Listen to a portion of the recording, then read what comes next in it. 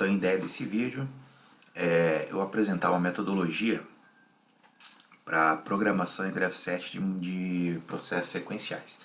Ela é baseada na conversão de uma modelagem Graph7 para a linguagem Ladder.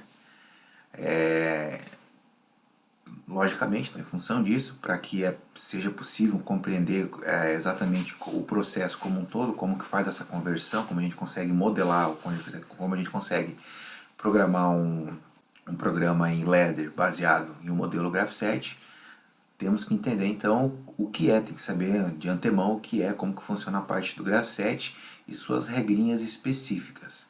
Beleza? Aqui vamos tratar de alguma coisa, vamos relembrar algumas regras de evolução do Graph7, que são de extrema importância para a gente fazer o modelo certinho, converter ele em diagrama Ladder. Beleza? Então o primeiro detalhe é que o Graph7 ele é composto de etapas, transições e arcos orientados. Então essa basicamente, vamos por assim dizer, a primeira regra então, que a gente tem que visualizar para poder então fazer essa programação. A outra questão que é necessário saber, e talvez tendo esses conhecimentos, dois conhecimentos básicos do Graph7, a gente consegue basicamente fazer essa programação. Para que o processo, por exemplo, ative a etapa 2, obrigatoriamente, duas coisas devem ocorrer. Primeiro, a transição, vou colocar aqui a transição deve estar, a expressão lógica, no caso de T1, deve ter resultado 1, ou seja, deve permitir a passagem do sinal pelo arco orientado de E1 para E2. E a outra questão é que a etapa 1 deve estar ativada. Nesse contexto, eu vou habilitar a minha etapa E2 e vou desabilitar a minha etapa E1. Um outro detalhe de extrema importância para a gente conseguir realizar essa programação é que todas, embora são coisas distintas, por quê? Porque uma etapa pode ter, por exemplo, várias ações atreladas a ela, né? Então, sempre que eu habilito uma etapa, possivelmente eu habilitarei, ou a via de regra, eu habilitarei uma ou mais ações, podem ser ações internas ou externas. Então é basicamente essa ideia que eu tenho que seguir, esse processo que eu tenho que seguir para poder fazer a minha programação em Ladder baseado então numa modelagem Graph7. Então o primeiro detalhe importante que a gente tem que realizar, a primeira ação, vamos por assim dizer, é relacionar cada etapa a um bit, ou seja, a uma memória do meu CLP. Então, por exemplo, eu vou definir que essa etapa 1, ou o sinal, né, a informação da etapa 1, de habilitada ou não habilitada, estará na minha memória 1. De E3, estará na minha memória M3. A minha etapa 2, no caso, estará na minha memória 2. Então esse é o primeiro passo para mim resolver, para mim fazer essa conversão, para mim converter esse Graph7 em um processo Ladder. Agora, a primeira linha de informação do meu Ladder vai ser o quê? Vai ser a minha etapa inicial. Então a minha etapa inicial aqui, vamos fazer um arco orientado, que a minha informação, no caso, ela retorna para a etapa inicial. Então primeiro a gente tem que definir a nossa etapa inicial. Então, quando a nossa etapa inicial é habilitada? Então, a gente tem que, pensando nisso, a gente consegue, então, basicamente, fazer um diagrama Ladder baseado nessa questão. Quando a minha etapa inicial é ativada? Quando eu coloco o meu CLP em modo de operação, ele ativará a minha etapa inicial. Quando meu CLP entra em modo de operação, eu tenho um contato fechado, normalmente fechado, da memória M10. Então, como ele está normalmente fechado já na primeira linha, a informação vai passar aqui e vai setar meu M1, ou seja, vai habilitar a minha etapa 1. Já na minha próxima linha do Ladder, o que vai acontecer?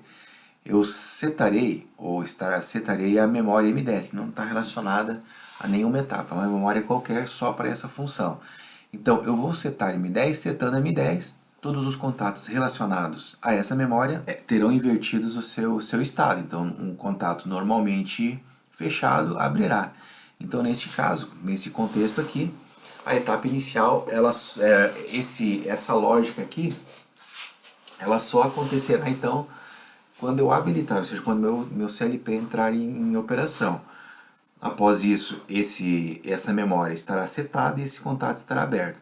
Essa memória, enquanto o processo estiver em operação, não será resetada, então automaticamente, somente nesse primeiro momento, então, que essa etapa inicial será habilitada.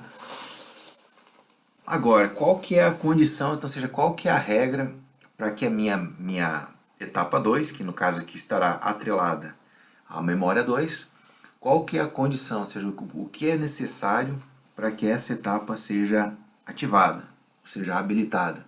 É necessário que a etapa 1 esteja ativada, por exemplo, se for a 3, obrigatoriamente, antes de chegar na 2, ela obrigatoriamente tem que passar para 1. Então, ou seja, para habilitar a minha etapa 2, obrigatoriamente a etapa 1 deve estar habilitada e a transição T1 deve permitir, ou seja, deve estar a expressão lógica de T1 deve ser igual a 1.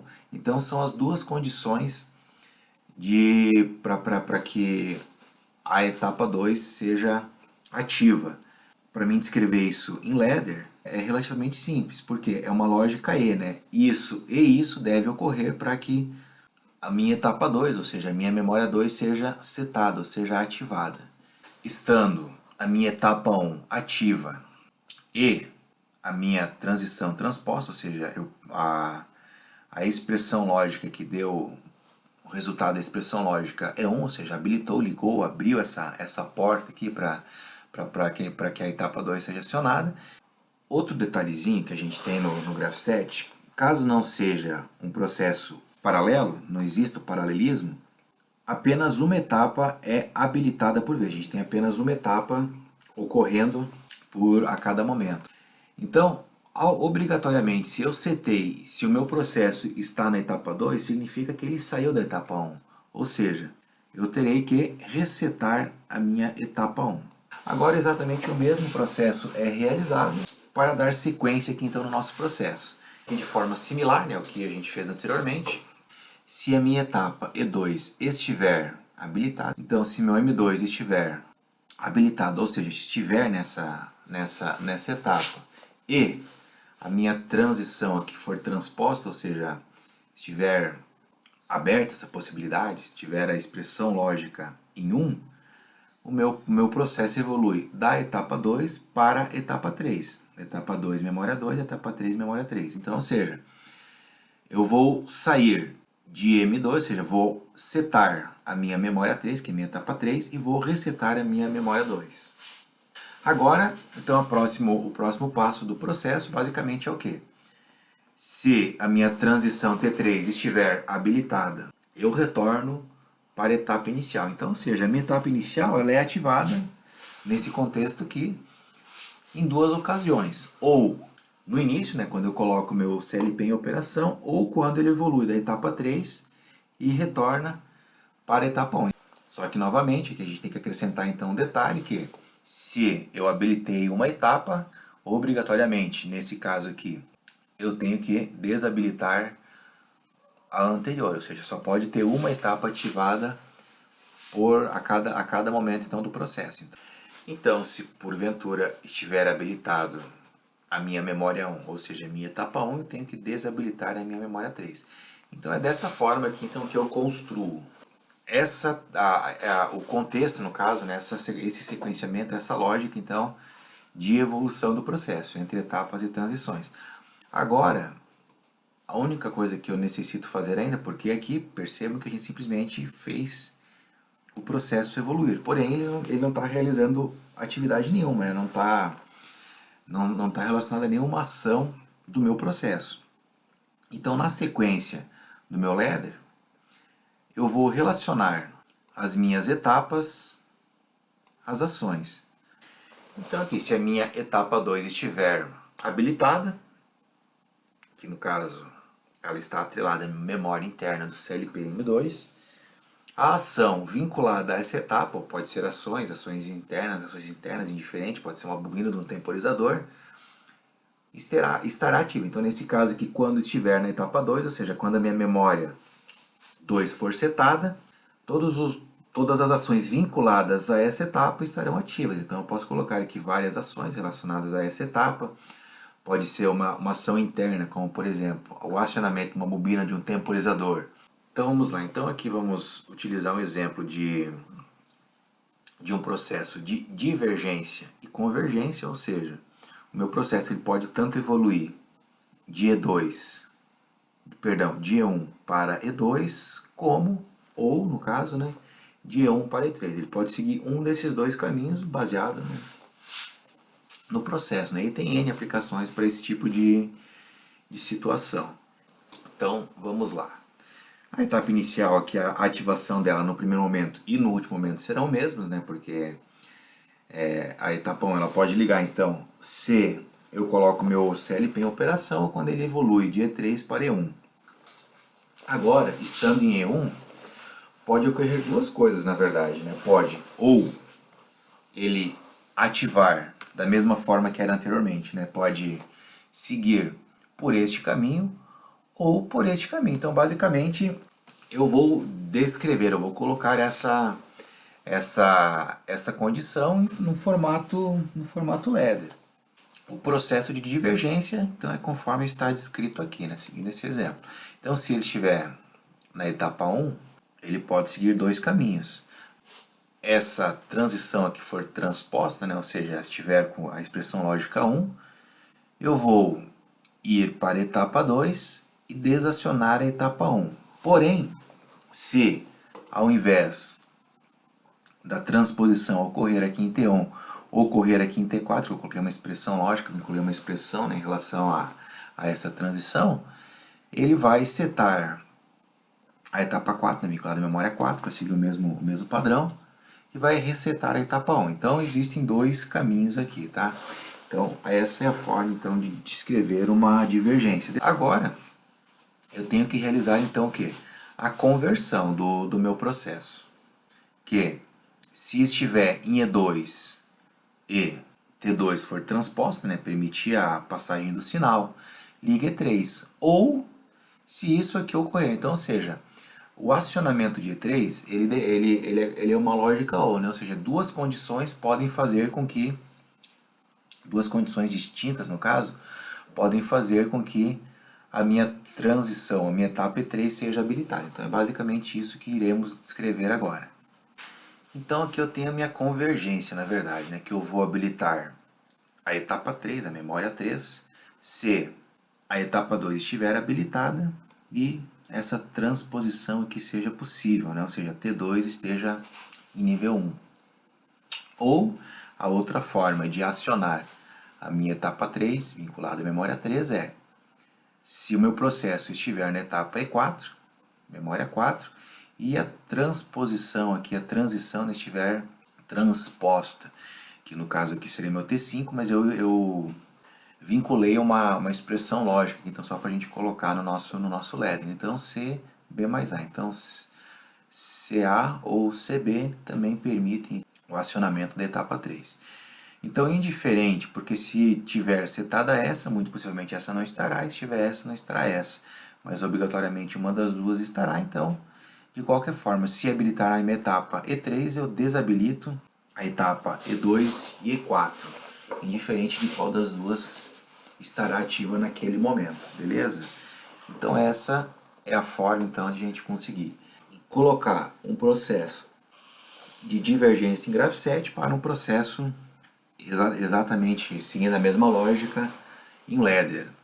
E a questão de vinculação das atividades, de ações, segue exatamente igual no outro processo.